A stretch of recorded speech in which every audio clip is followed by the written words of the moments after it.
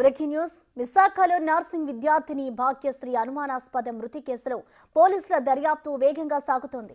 భాగ్యశ్రీ అన్న యేసుబాబు, వదిన వాగ్దేవి సహా 5గురిని అరెస్ట్ చేశారు. భాగ్యశ్రీ ఆత్మహత్యకు కుటుంబ వేధింపులే కారణమని పోలీసుల విచారణలో తేలింది.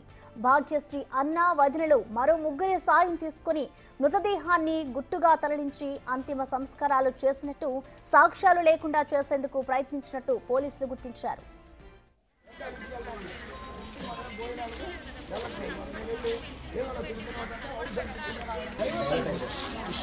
जय श्री राम।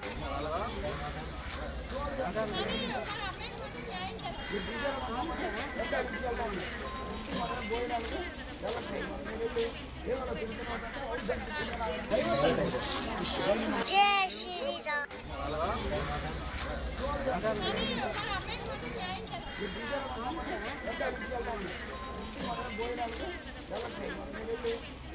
కు సంబంధించిన కంప్లీట్ డీటెయిల్స్ ని మా ప్రతినిధి నాయుడు అందిస్తారు. నాయుడు, చెప్పండి, ఏదైతే నర్సింగ్ విద్యార్థి ఆత్మహత్యకు సంబంధించి ఇటు పోలీసుల విచారణలో ఏం తేలింది, ప్రస్తుతం ఎవరెవరిని అదుపులోకి తీసుకున్నారు నాయుడు పోలీసులు? ప్రసన్న చూడొచ్చు పూర్తిగా నర్సింగ్ విద్యార్థిని భాగ్యశ్రీ అనుమానం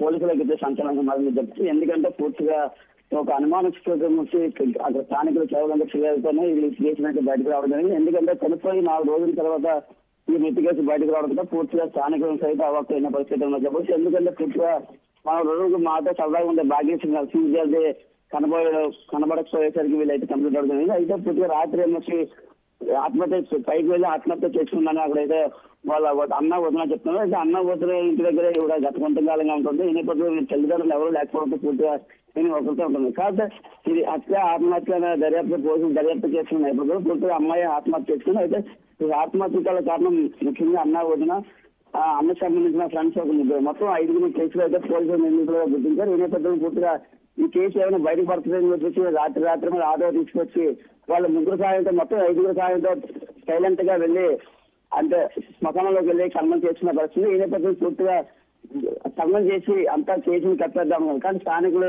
పూర్తిగా ఈ అమ్మాయి చాలా సరదాగా ఉండేది స్థానికులతో. ఈ స్థానికులు ప్రశ్నించగా పూర్తిగా అమ్మాయి కనబడలేదని ప్రశ్నించిన పరంలో పూర్తిగా పోలీసులకు అయితే ప్రేరేపించారు. పూర్తిగా పోలీసుల దర్యాప్తులో అయితే అమ్మాయి పూర్తిగా చనిపోయిందని ఈ కేసు అయితే వెళ్ళడం. అయితే ఈ కేసు ఆలస్యంగా వెలుగులోకి రావడంతో పూర్తిగా ఇది విశాఖలోనే ఒక సంచలనం కేసులు మారింది. అయితే కేసు ఇంకా పోలీసులు దర్యాప్తు చేస్తున్నారు. లేదుగా ఇంకా అమ్మాయి ఫోన్ కాల్ డేటా కూడా బయటకు తీస్తున్న పరిస్థితి ఉంది ప్రసన్న.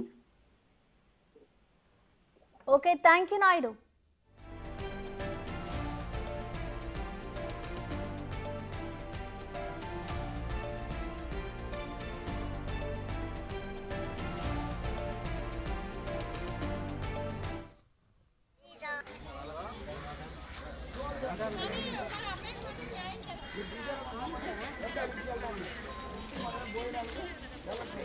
जय